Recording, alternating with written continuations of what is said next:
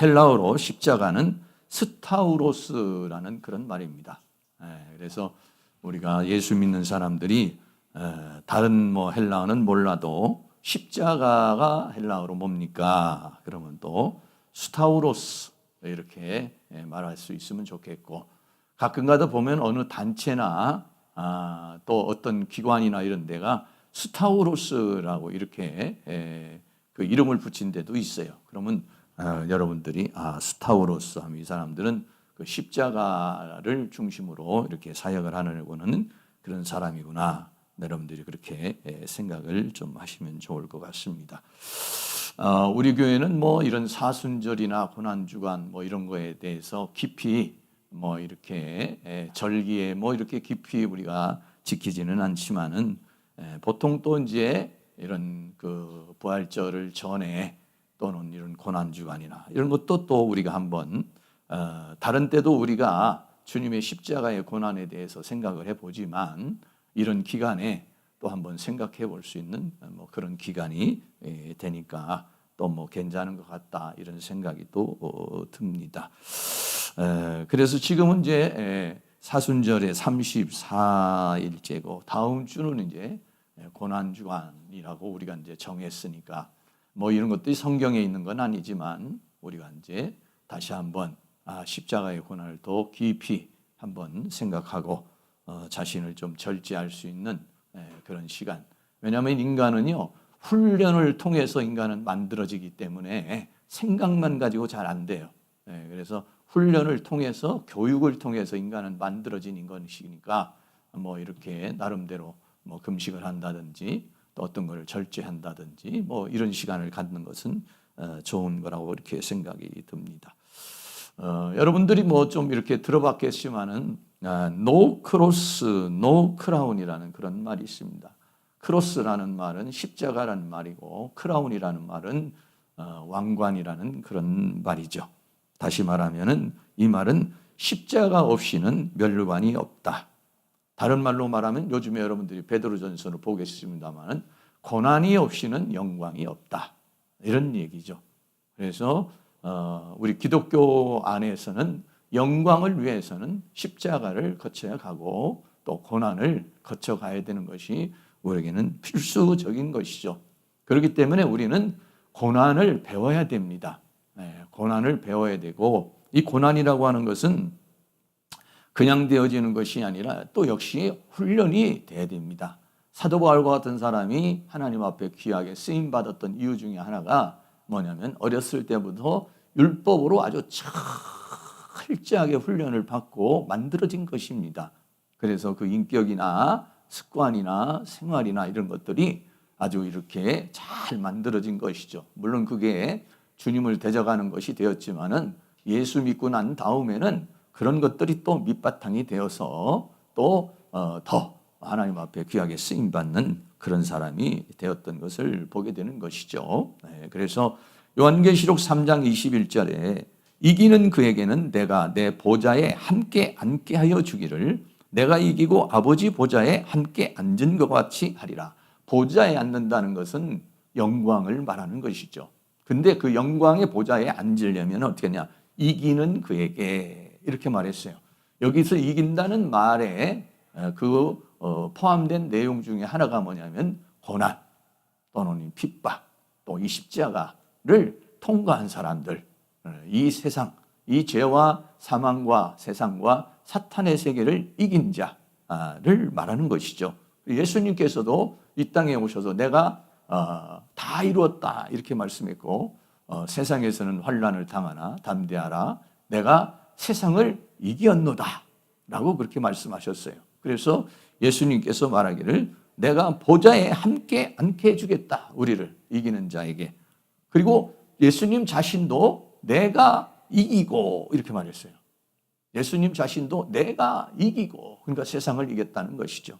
마귀를 이겼다는 것이죠. 죄를 이겼다는 것이죠. 사망을 이겼다는 것이죠. 이기고 아버지의 보좌에 함께 앉은 것 같이 너희도 이기는 자는 보좌에 함께 앉게 하여 주겠다라고 그렇게 말씀했어요. 그렇기 때문에 우리는 보좌의 영광에 앉기 위해서 하나님의 영광에 이르기 위해서 하나님의 축복을 받기 위해서, 하나님의 약속을 받기 위해서는 이 고난을 잘 배워야 된다라고 하는 것이고, 그 고난의 상징이 뭐냐면 십자가라고 하는 것이죠. 그래서 오늘은 이 십자가에 대한 이야기를 함께 좀 나눠보려고 합니다. 역사적으로 이 십자가에 대한 전승 역사에 대해서 좀 말씀을 드리도록 하겠습니다. 이 십자가의 어원은요, 헬라어의 이 스타우로스라는 말은 히스템이라는 말은 세우다 이런 말인데, 나무를 세우다 이런 뜻이에요. 그래서 그 세우다라고 하는 곳에서 이 십자가라고 하는 것이 나왔습니다. 그리고 십자가의 그 전승에 유래가 있는데, 종교적으로는요, 원래 이 십자가라고 하는 것은 기독교가 생기기 전에 그 메소포타미아 지방에서부터 이 십자가라고 하는 것이 뭐였냐면은 태양신을 숭배하는 종교적 상징이었습니다. 이 십자가라고 하는 것이 태양신을 섬기는 그런 종교적 상징이 되다가 페르시아를 거쳐서 이집트를 거쳐 그리스를 거쳐서 로마에까지 이게 전례가 된 것이죠. 그래서 이 십자가의 전승은 종교적으로도 원래 우리 기독교가 먼저 된 것이 아니라 그 전에 이게 이방 신들을 섬기는 그러한 페르시아인 그 메소포타미아 지역에서 태양신을 숭배하는 종교적 상징이었던 것입니다. 그러다가 이것이 이제 십자가의 처형이 이루어지는, 그래서 죄를 지은 자를 형벌을 가하는 그런 도구로 이제 이렇게 사용이 된 건데, 이 십자가의 그 처형의 시작은 페르시아에서 시작이 됐습니다. 페르시아에서 시작된 유래가 뭐냐면은 그 페르시아인들이 섬기는 올모즈라는 신이 있습니다. 그 올모즈라는 신이 자신의 나라들을 그렇게 주었는데, 사람이 죄를 지어서 그 사람을 처단을 하려고 할 때에 만약에 그 사람이 이 일반 이런 곳에서 땅에서 죽음을 당하게 되면은 땅이 더럽혀지게 된다라고 그렇게 해서 시체가 땅에 닿지 않도록, 그래 땅이 더러워지지 않도록 하기 위해서 사람을 매달아 죽인 것이 바로 유래가 됐던 그런 것입니다. 그래서 이런 것들이, 이런 처형 방법이 페르시아를 거쳐서 북아프리카를 거쳐서 그래서 이제 로마에까지 이르게 됐는데, 이것을 처음 로마에 도입한 사람이 알렉산더 대왕이라고 그렇게 말하죠. 그래서 이게 로마에 십자가에 처형이 되는 죄인들은 로마인이 아닌 사람이 이제 이방인들이 죽죠. 그러니까 예수님의 제자들 중에서도 대체적으로 많은 사람이 다 십자가의 영을 받았습니다. 근데 사도 바울은 십자가의 영을 당하지 않고 참수형을 당했어요. 왜 그러냐면 이 사도 바울은 로마 시민권을 가지고 있었기 때문에 로마인에게는 십자가에 처형을 하지 않습니다. 그래서 로마인이 아는 다른 사람들, 그리고 아주 극악무도한 사람들에게 적용된 것이 바로 이 십자가의 처형이 되는 것이죠. 그러다가 이것이 이제 그리스도의 십자가에 대한 이야기인데, 예수님께서 이 십자가에 못 박혀 죽으시고, 그리고 예수님께서 부활하시고 난 다음에 이 십자가라고 하는 것이 치욕과 저주의 상징이었는데, 오히려 이것이 이제는 용서와 또는 사랑과 또 영광과 승리의 십자가로 이렇게 바뀌어지게 된 것이죠. 그렇습니다. 그러다가 이제는 십자가는 기독교의 상징이 되버리고 말았습니다. 그러니까 기독교의 상징이 된 유래는 뭐냐면 이 콘스탄티누스라고 하는 황제에 의해서 이 기독교의 이 십자가라고 하는 것이 기독교의 상징이 된 것이죠. 312년에 콘스탄티누스가 황제가 제위하던 시기에 당시에는 이 콘스탄티누스라는 사람이 그림을 좀 보여드리면 이렇게 생겼습니다. 좀 젊어 보이죠? 24살의 황제가 된 사람입니다. 이 사람이 24살의 황제가 된 사람인데, 이 사람이 있던 시대에 당시에는요, 이 세계가 어떻게 되면 동서로 갈라졌어요. 그래서 이렇게 동서로 갈라져서 빨간 쪽이 뭐냐면은 서쪽, 쪽이고 조금 보라색 쪽이 뭐냐면은 이제 그 동쪽입니다. 그래서 동로마, 서로마로 이렇게 갈라지게 됐어요. 그러면서 싸움이 벌어졌습니다. 그래서 이 콘스탄티누스는 이제 서로마에 속한 사람입니다. 그래서 전쟁이 일어났는데 하루는 전쟁을 하려고 하는 가운데서 전쟁을 한참 이제 하고 있는 가운데서 갑자기 그 정오쯤에 태양 위에 밝은 광채와 더불어서 뭐가 나타나냐면 불십자가가 나타났어요. 이 그림에 보면 이제 십자가가 나오는데 뭐 조금 이런 상태는 아니고 좀 불같이 막 타오르는 듯한 이제 그런 십자가가 이제 나타났습니다. 그러면서 이제 뭐라고 말하냐면은 그 음성이 들렸어요. 무슨 음성이 들렸느냐면은 이제 이 지금 내가 보여주고 있는 이 십자가의 형상을 가지고서 모든 군대의 군기 또는 방패 이런 데다가 이 십자가를 그려라. 그래가지고 전쟁을 하게 되면은 승리하게 될 것이다라고 그렇게 이제 하는 음성을 이제 그 콘스탄티누스도 들었고 거기에 있는 병사들이 다 들었어요. 그래서 지금까지 사용했던 모든 군기를 다 버려버리고 거기에다가 이제 십자가에 마크를 이제 달게 된 거죠. 이런 것입니다. 그래서 우리 기독교에서는 뭐 이런 십자가를 잘 안 세우는데 이게 뭐냐면 X에다가 좀 P자, 영어 P자 같이 이렇게 생겼잖아요. 이게 뭐냐면 옆으로 X는 뭐냐면 크리스토 할 때 키라고 하는 것이고 P자는 P자가 아니라 헬라어로는 로자인데 약간 위에가 좀 동그랗게 돼 있는데 모양을 내기 위해서 이제 좀 이렇게 반듯하게 했는데 그리스도라는 상징입니다. 이게 그리스도라고 하는 상징인데 바로 이 상징을 어떻게 했냐면 전부 다 군기에다가도 다 하고 방패에다가도 다 이렇게 해가지고 이제 싸움을 했어요. 그런데 그 전투에서 완전히 승리를 하게 됩니다. 그래서 이제 동로마와 서로마를 다 통일해 버리는 그러한 역사가 이제 일어나게 되죠.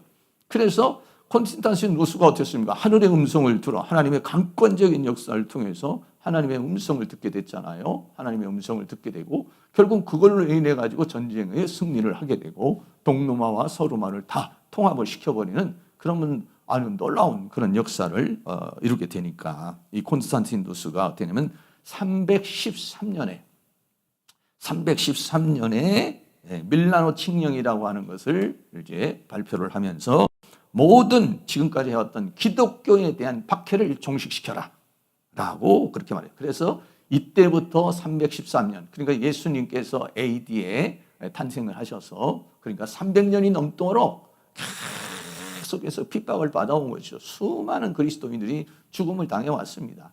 그러다가 약 300년이라는 세월이 지나고 난 다음에 이제 기독교인에게 뭐가 됐습니까? 자유가 이루어지는 그런 역사가 이루어지게 된 것이죠. 그래서 313년에 그렇게 기독교의 모든 박해가 종식이 되고 그리부터 한 800년 정도 지나서 392년에는 어떻게 되냐면 기독교를요 로마의 국교로 선포를 해버렸어요. 기독교를 로마의 국교로 선포를 했는데 당시 로마 황제와 로마 제국을 상징하는 것이 뭐였었냐면요 독수리예요. 이 독수리가 뭐냐면 로마 제국을 상징하는 것이었습니다. 그런데 이것을 뭘로 바꿨느냐? 그러니까 나라의 국기와 같은 거죠. 국기와 같은 것을 뭘로 바꿨냐면 바로 이 십자가로 바뀌어버렸습니다. 그래서 이때부터는 이제 십자가의 처형이라는 것이 싹 없어지는 그런 역사가 일어나게 된 것입니다. 그로부터 이제는 이렇게 모든 사람들이 이제 십자가라고 하는 것이 저주의 십자가하고 형벌의 십자가가 아니라 이제는 기독교를 상징하는 심볼이 되어버렸고 그리고 이제 용서와 화해와 또 승리의 그런 이제 십자가가 된 것이죠.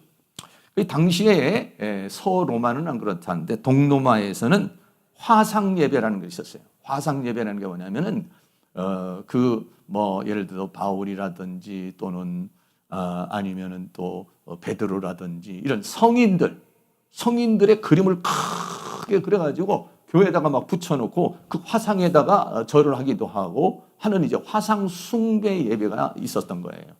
그래서 이 콘스탄티누스가 그거를 다 금지를 시켜버렸죠. 그래서 화상 예배도 없애버리고 교회 안에도 십자가를 다 없애버렸어요. 교회 밖에는 이제 심볼로 놔뒀지만은 교회 안에다가 있는 십자가를 싹 없애버렸습니다. 네, 그래서 그걸로 인해서 이제 나중에 동쪽에 있는 교회와 서쪽에 있는 교회가 서로 이제 생각이 맞지 않아서 이제 또 갈라지게 되는 그런 상황이 이루어지게 된 것이죠. 그리고 이제 우리나라에서도 이제 그런 부분이 있잖아요. 천주교에서는 특별히 이제 많은 어떤 동상을 만들어 놓고 마리아상을 만들어 놓고 거기서 이렇게 기도를 하고 신비한 어떤 뭐가 나타나는 것 같은 그런 것들을 우상 숭배로 여기게 된 것이죠. 그래서 대한예수교 장로회에서도 어떤 결정을 내렸느냐면 교회 안에 십자가를 걸지 말아라. 왜냐하면 십자가가 있으면 사람들이 가가지고 십자가 앞에 가가지고 막 이렇게 기도를 하고 기독교의 심볼이긴 맞는데 상징이긴 한데 그런 일이 벌어지게 되니까 십자가를 걸지 마라 해가지고 보통 다른 교단에서는 이제 많이 걸지만은 대한예수교 장로회 합동 측에서는 십자가를 잘 걸지 않습니다.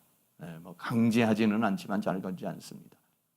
우리 교회는 이제 십자가를 그 전에 그래서 안 걸은 것보다도 십자가를 거는데 좀 모양이 잘 안 나가지고 이렇게 해놨는데, 근데 가끔가다 이제 우리 교회 오신 분들이 그런 얘기를 해요.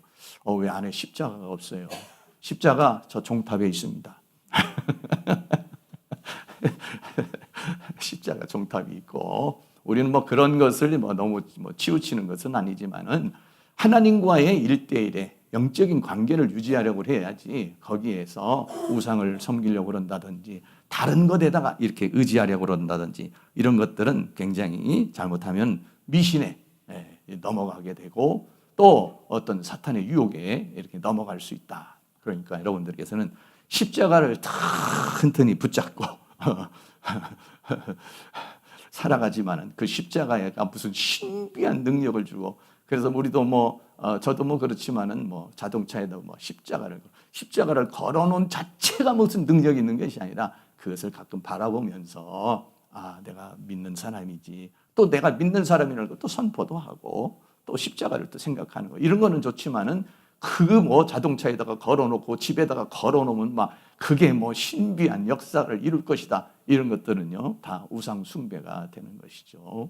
사랑하는 모든 것은 이렇게 십자가라고 하는 것이 원래는 처음에는 다른 그런 이방 종교에서 섬기던 그 태양신을 섬기던 그런 십자가였는데 그 과정이 쭉 이렇게 이어져 와서 오늘날에 이런 십자가가 되었다는 사실을 여러분들이 생각을 하시면서 이런 그 십자가에 대해서 여러분들께서 깊이 인식하시면서 믿음 안에서 승리하시기를 바랍니다. 찬송가에도 보면 그 십자가 있죠. 십자가 튼튼히 붙잡고 날마다 이기며 나가세 머리에 면류관 쓰고서 주 앞에 찬양할 때까지 예수는 우리를 깨끗게 하시는 주시니 그의 피 우리를 눈보다 더 이게 하셨네. 할렐루야. 그렇다고 또 십자가 튼튼히 붙잡고 이것만 붙잡고 이렇게 가시면 안 되고 그런 영적인 의미를 여러분들이 가질 수 있기를 바라고. 그래서 두 번째는 십자가의 고난중앙을 십자가의 그런 의미가 뭐냐. 십자가의 의미는 굉장히 많습니다. 십자가의 의미는 굉장히 많은데 오늘은 한 3가지 정도만 그 십자가의 의미를 함께 나누려고 해요. 첫째로 십자가는 어떤 것이냐면 대속의 십자가입니다. 이사야서 53장 5절 우리 잘 아는 말씀이죠. 함께 한번 봉독하겠습니다. 그가 찔림은 우리의 허물을 인함이요 그가 상함은 우리의 죄악을 인함이라. 그가 징계를 받음으로 우리가 평화를 누리고 그가 채찍에 맞음으로 우리가 나음을 입었도다. 아멘. 그래서 예수님이 찔림은 우리의 허물, 다른 말로 말하면 나의 허물이죠. 예수님이 찔리신 것은 길만조의 허물을 인함이요 예수님이 상하시게 된 것은 길만조의 죄악을 인함이요 예수님이 징계를 받은 것은 나에게 길만주에게 평화를 주시기 위한 것이요. 예수님이 채찍에 맞으신 것은 나에게 치유의 은혜를 주시기 위한 것이다 라고 하는 거예요. 다시 말하면 나를 위해서, 나를 대신해서 예수님께서 십자가에 못 박히신 것이다 라고 하는 것을 우리에게 말씀해 주고 있는 것입니다. 이걸 뭐라고 그러냐면 대속이라고 그래요. 대신 속죄의 제물이 되었다, 이런 뜻으로 해서 뭐라고 하냐면 대속의 십자가다라고 하는 것입니다. 예수님이 십자가에 못 박혀 죽으신 것은 그냥 죽으신 것이 아니라 나의 죄를 짊어지고 또 우리의 모든 인류의 죄를 짊어지고 죽으신 대속의 십자가라. 이사야 53장 5절은 예수님이 탄생하시기 전에 600년, 700년 전에 예언을 하기를 뭐라고 했으며 예수님이 오실 것인데 그가 찔림은, 그가 십자가에 못 박혀 죽으신 것은 죄를 당해서 죄인으로 죽는 것이 아니라 예수님은 바로 우리를 위해서, 나를 위해서 찔리시고 상하시고 징계를 받으시고 채찍에 맞으시고 죽으셨다는 것을 우리에게 말씀해 주고 있는 것입니다. 그래서 예수님께서는 이 땅에 오신 이유가 뭐냐? 대속의 제물이 되기 위해서 오셨다 그랬어요. 마태복음 20장 28절 같이 있습니다. 인자가 온 것은 섬김을 받으려 함이 아니라 도리어 섬기려 하고 자기 목숨을 많은 사람의 대속물로 주려 함이니라. 그랬어요. 대속물로 주려는 것이다. 예수님이 이 땅에 오신 목적은 자기 자신을 대속물로 주시기 위해서 이 땅에 오신 것이다. 다시 말하면 우리의 모든 죄를 대신 짊어지시고 죽으시기 위해서 이 땅에 오신 것이다 라고 그랬어요. 구약에 보면은요, 대속의 제물이라고 하는 아세살 염소가 있습니다. 구약에는 보통 이렇게 번제 제사가 있지만은 1년에 한 번 7월 10일이 되면은요, 이스라엘 민족의 모든 죄를 그동안에 뭐 이렇게 회개하지 못하고 용서받지 못한 죄를 다 한 번에 처리하기 위해서 7월 10일이면 뭐를 했냐면 속죄일을 가졌습니다. 그래서 속죄일을 가지면 어떻게 했냐면 레위기 16장 21절에 보면 아론은 두 손으로 산 염소의 머리에 안수하여, 아세살 양이라고 그래가지고 아세살 염소를 둘을 선택을 해가지고 염소의 머리에 안수를 해요. 그래서 어떻게 하냐, 이스라엘 자손의 모든 불의와 그 범한 모든 죄를 고하고 그 죄를 염소의 머리에 두어 그랬어요. 그러니까 그 염소에다가요 모든 이스라엘 백성들의 모든 죄를 다 덮어 씌워버리는 거예요. 그리고서 미리 정한 사람에게 맡겨 광야로 보낼지니 그랬어요. 다 그 이스라엘 백성들의 모든 1년 동안 지은 모든 죄를 다 그 염소에다가 다 안수를 해서 전가를 시킨 다음에 그 다음에 어떻게 했냐? 광야로 데리고 가는 거예요. 그래서 레위기 16장 22절 염소가 그들의 모든 불의를 지고 무인지경에 이르거든, 사람도 없는 그런 곳에 이르거든 그는 그 염소를 광야에 놓을지니라.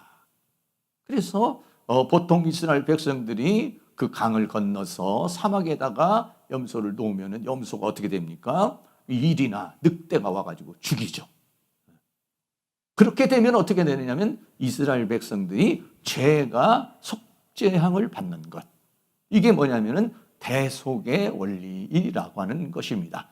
왜냐하면 이스라엘 백성들이 죄를 지으면 그 사람을 직접 하나님 형벌하고 죽일 수가 없으니까 그 죄를 사하기 위해서 소나 양이나 염소나 비둘기나 이런 걸 대신 죄를 전가를 시켜서 죽게 하는 것. 이게 뭐냐면 대속의 원칙이고 대속의 법칙이고 또 그렇게 죽는 것을 뭐냐면 대속의 제물이다. 그래서 예수님이 내가 이 세상에 온 것은 대속의 제물로 주려고 하는 것이다 하는 것은 구약에 있는 말씀을 상기시키면서 이 아세살 양을, 아세살 염소를 염두에 두고 지금 이렇게 말씀하는 것이죠. 그래서 요한복음 1장 29절도 같이 한번 있습니다. 이튿날 요한이 예수께서 자기에게 나오심을 보고 가라되 내가 세상 죄를 지고 가는 하나님의 어린 양 이로다 보라. 예수님이 지나가시는데 세례 요한이 뭐라고 말하냐면 저분은 세상 죄를 지고 가는 하나님의 어린 양입니다 라고 그렇게 영적으로 깨어서 이 요한이 그렇게 이야기하는 그런 모습을 보게 되는 것이죠. 그래서 예수님께서 십자가에 못 박혀 죽으신 것은 바로 십자가는 무슨 십자가냐? 바로 대속의 십자가라고 하는 것을 우리에게 말해주고 있는 것이죠. 그래서 예수님이 대신 십자가에 못 박혀 죽으심으로 우리는 어떻게 했습니까? 그 피로 죄사함을 받았다는 것이에요. 에베소서 1장 7절도 같이 한번 있습니다.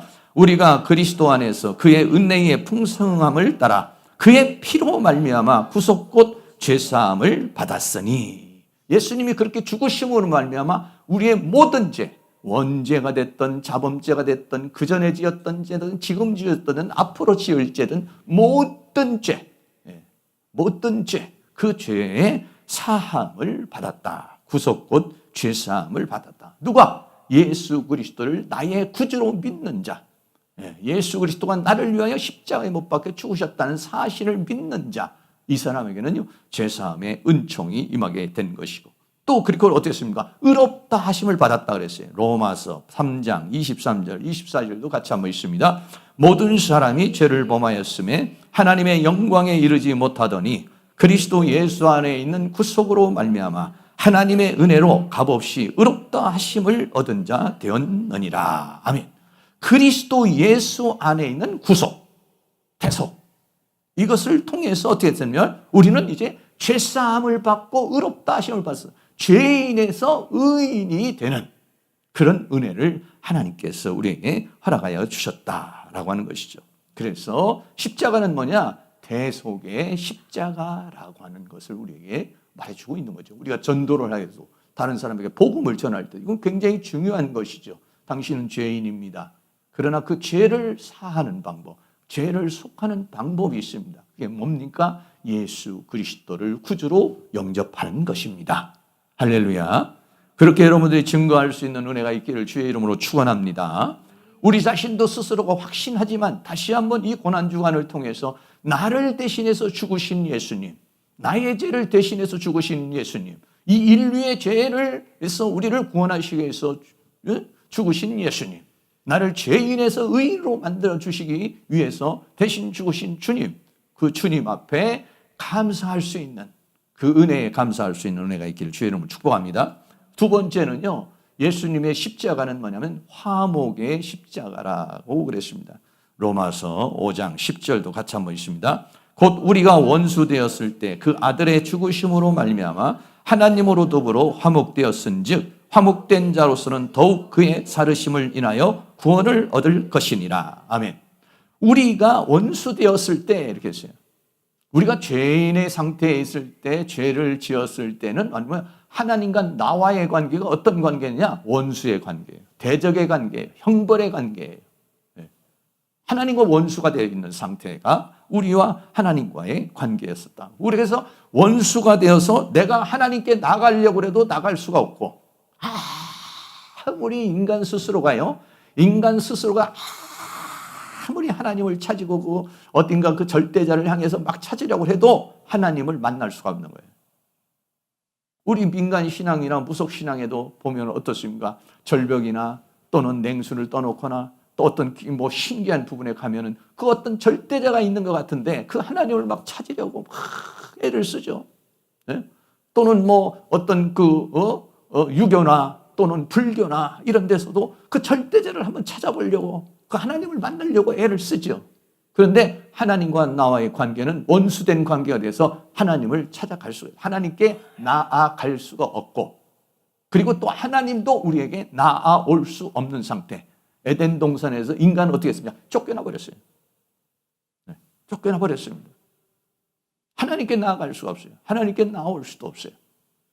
물론 이스라엘 백성들에게는 하나님의 은혜를 주었지만 이방인들에게는 하나님을 찾을 수 없는 그런 상황이 되었는데, 그런데 아들의 죽으심으로 말미암아, 로마서 5장 10절에 곧 우리가 원수 되었는데 그 아들의 죽으심, 대속으로 말미암아 내가 죄 문제가 해결이 됨으로 말미암아 하나님과 더불어 화목의 상태가 됐다. 이런 얘기예요. 화목의 상태가 됐다는 것은 뭐냐면 내가 하나님께도 가고 하나님 나에게도 가고 오고 이런 거예요.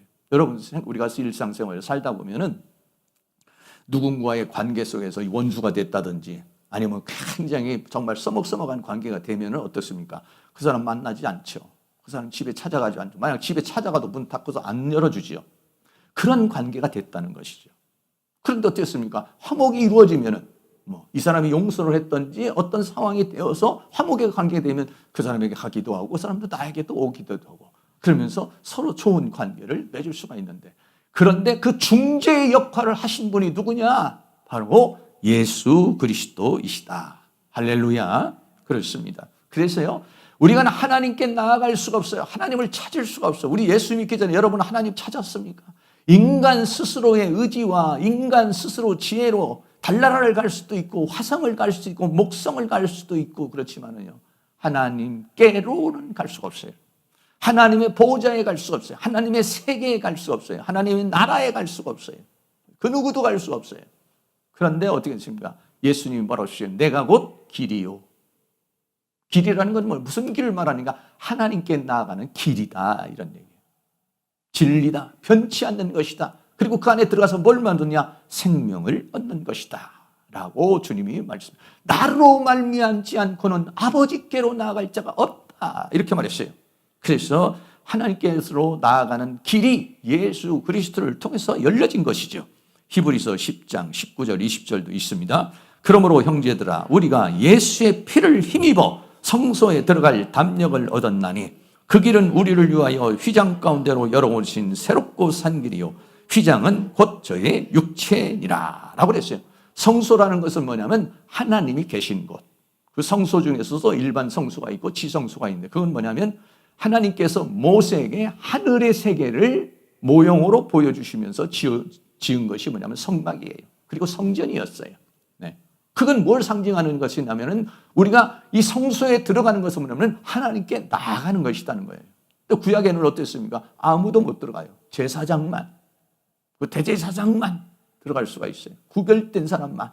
그리고 그 사람도 만약에 들어가면요, 제사장이 들어가면 끈을 항상 이렇게 답니다. 그리고 방울을 달아요. 그래서 제사장이 들어가서 이제 이 성소에 가서 제사를 지내면 소리가 나죠. 움직일 때마다 딸랑딸랑. 그런데 움직이지 않고 소리가 안 나면 제사장이라도 그 안에서 죽는 거예요. 그럼 어떻게 합니까? 끈을 가지고서 들어가면 또 죽으니까 어떻게 하냐면 그 사람을 끈으로 끄집어내가지고 시체를 처리하게 되죠. 그래서요, 아무도 들어갈 수 없어요. 들어가도 잘못하면 죽어요. 그런데 어떻게 되느냐? 예수의 피를 힘입어. 왜? 예수 그리스도의 십자가의 보혈로 내가 죄인에서 의인이 된 거예요. 나에게 가지고 있는 하나님 앞에 나아갈 수 없는 이 죄 문제가 예수 그리스도의 대속의 피로 말미암아 어떻게 됐습니까? 씻어져서 하나님께 나아갈 수 있는 길이 열렸다. 할렐루야. 예, 그렇습니다. 여러분 생각해 보시기 바랍니다. 여러분 우리가 예수 믿기 전에는 하나님을 어떻게 만납니까? 지성을 드리고 별짓을 해도 하나님을 어떻게 만납니까? 그런데 지금은 어떻습니까? 우리가 예수 그리스도의 이름으로 죄인에서 의인이 되어서 그 피로 죄사함을 받아서 하나님께 나아가는 길이 구약에도 그렇게 열려졌고 예수님을 통해서 우리는 지금도 하나님께 나아가는 길이 열려 있어요. 그래서 어떻게 했습니까? 우리가 답답하고 힘들 때는 하나님 앞에 나아갈 수가 있어요. 그리고 하나님과 만날 수가 있어요. 하나님과 교통할 수가 있어요. 이거는요, 세상 사람들은요, 생각할 수도 없는 거예요, 이거는요. 우리는 지금 이런 예배를 통해서도 하나님께 나아가고, 네가 내 안에, 내가 너 안에 이루어지는 이 관계가 이루어지는 거, 이거는 뭘로 될 수 있습니까? 우리의 힘으로는 할 수 없어요.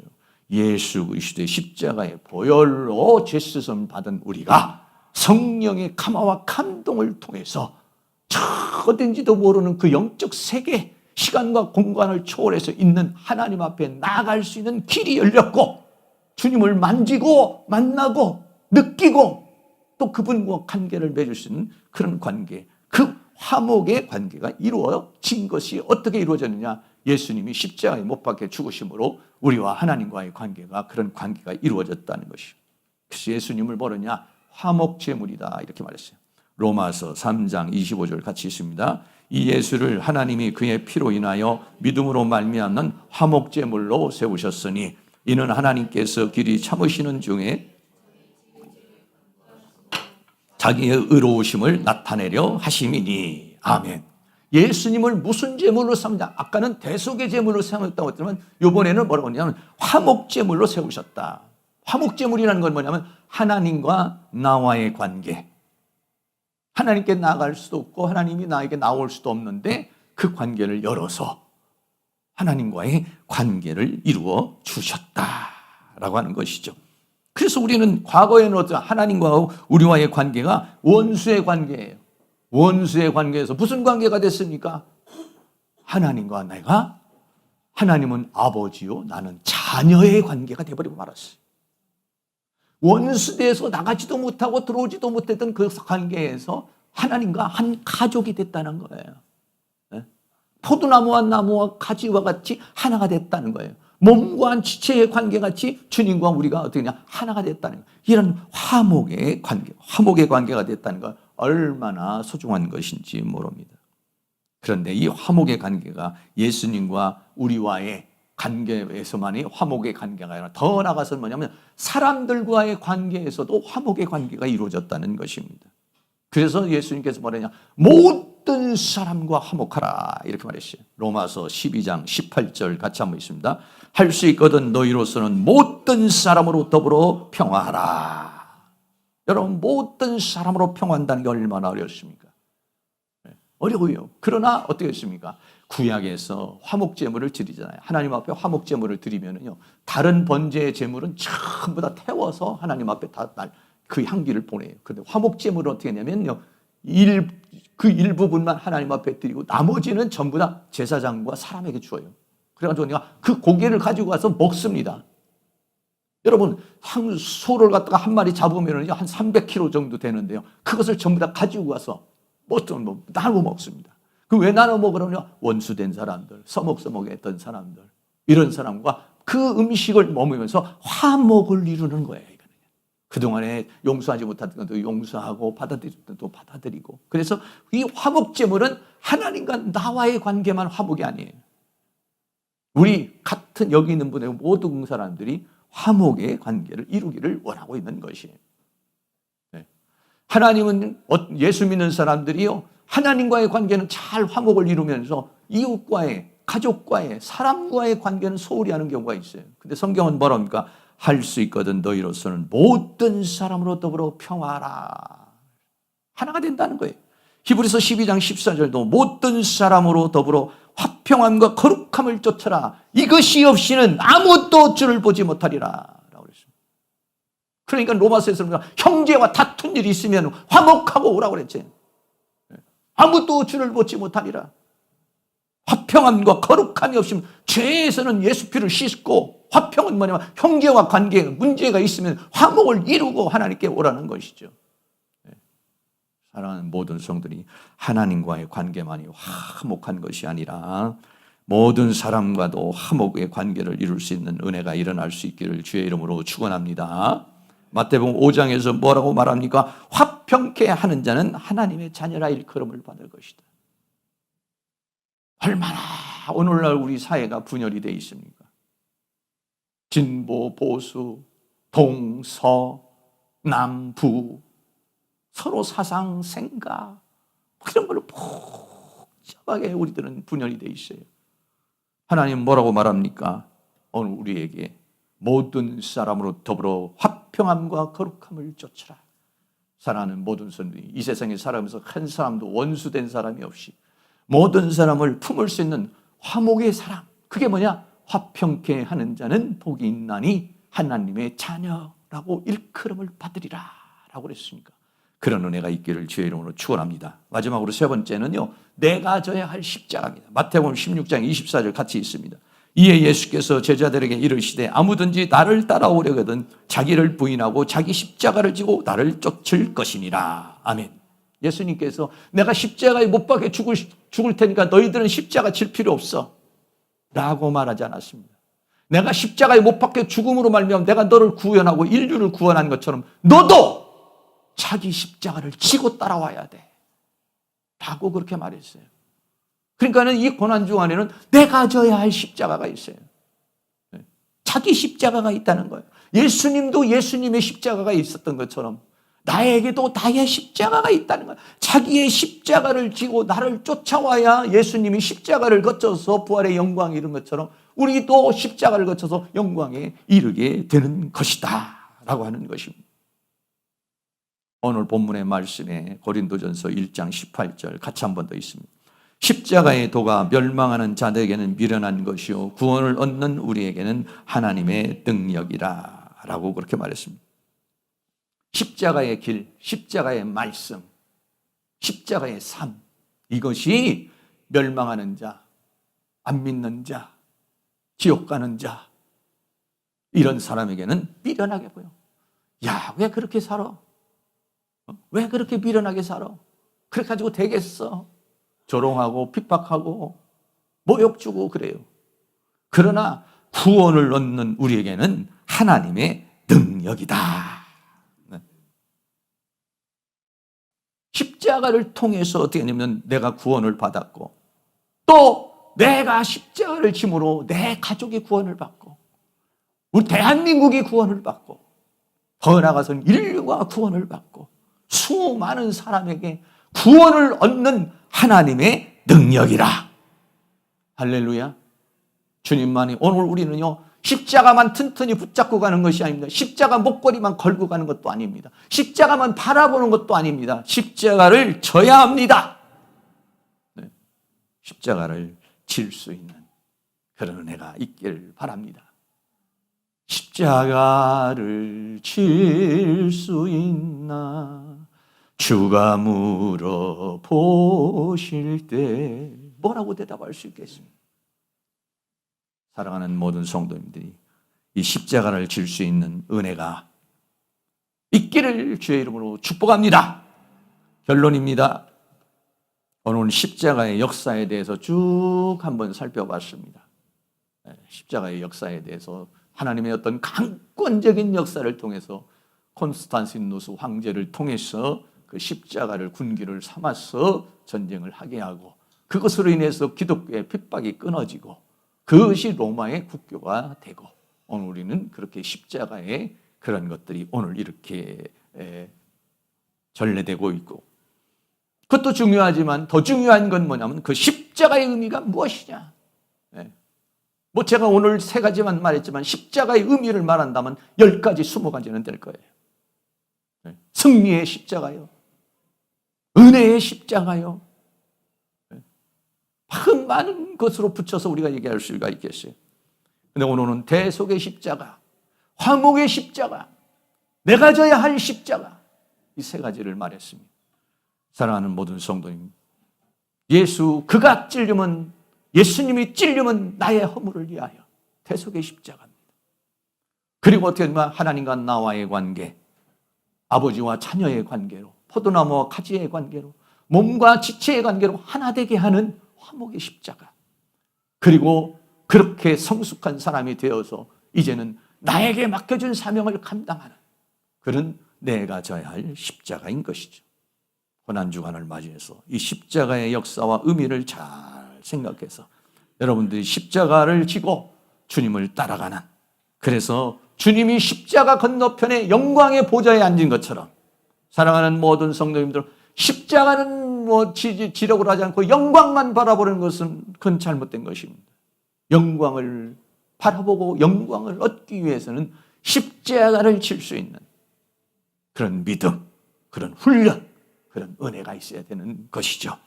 모두가 다 십자가를 거쳐서 영광의 보좌에 앉아 칭찬과 영광과 존귀를 주님으로부터 얻을 수 있는 은혜가 있기를 주의 이름으로 축원합니다.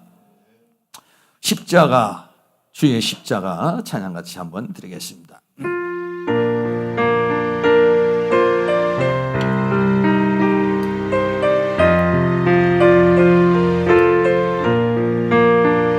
십자가, 주의 십자가,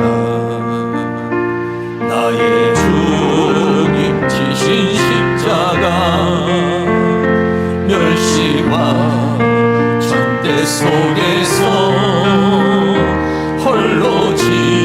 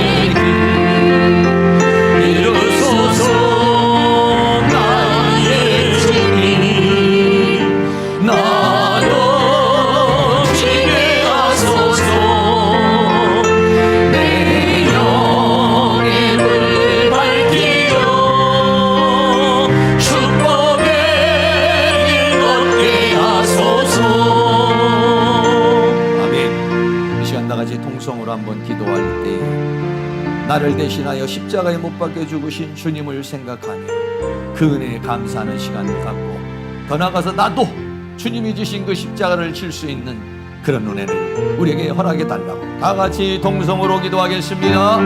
사랑과 은혜가 많으신 아버지 하나님, 오늘도 우리 하나님께서 은혜와 사랑 가운데 인도하여 주시고 붙들어 주신 주님의 은혜와 사랑을 감사합니다.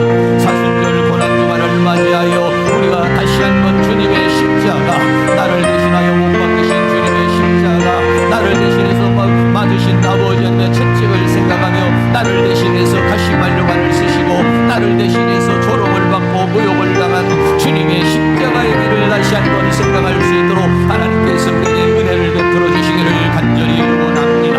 우리가 다시 한번 주님의 십자가를 깊이 생각하는 저희들이 되게 하여 주시기를 원하며 계속의 십자가를 생각하게 하여 주시기를 원하며 더 나아가서는 화목의 십자가를 생각하게 하시고 또 내가 져야 할 십자가를 생각할 수 있도록 하나님께서 은혜를 베풀어 주시기를 간절히 원합니다.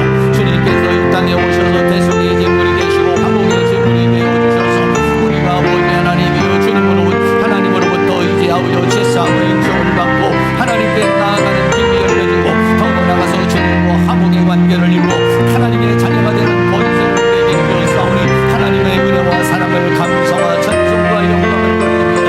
나를 대신해서 채찍에 맞으시고 나를 대신해서 가시면관을 쓰시고 나를 대신해서 고통을 당하시고 나를 대신해서 아버지 하나님 이 모든 아버지의 고난을 당하신 주님을 다시 한번 우리들이 생각할 수 있도록 우리 하나님께서 은혜와 사랑으로 인도하여 주시며 주의 성령의 능력으로 역사해 주시고 주의 권위의 손길로 역사해 주시며 주의 내 손길로 역사해 주시기를 간절히 원합니다.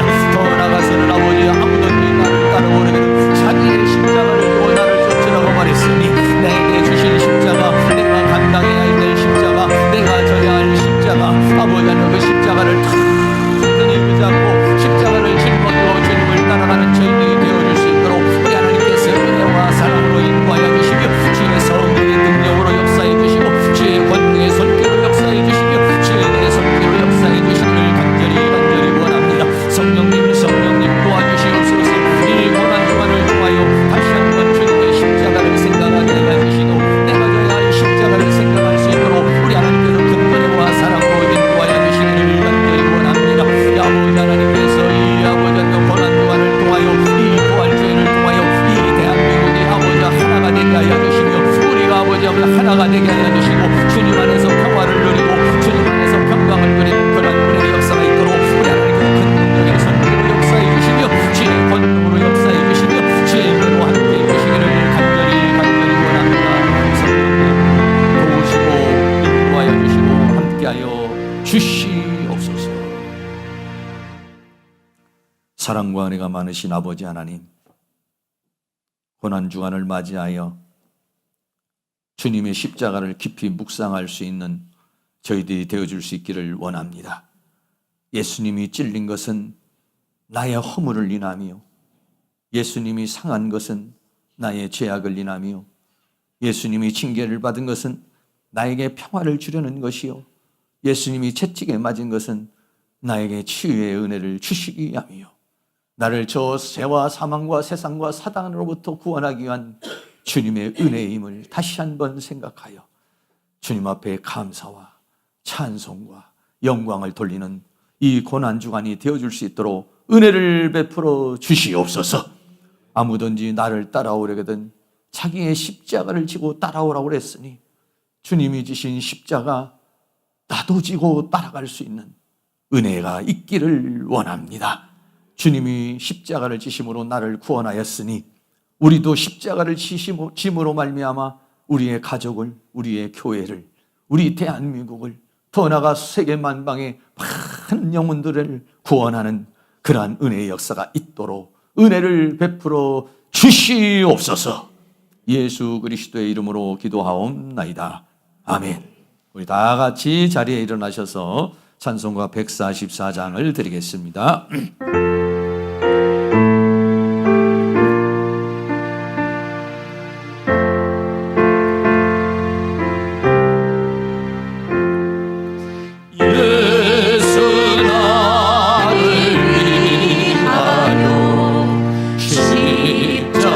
십자가를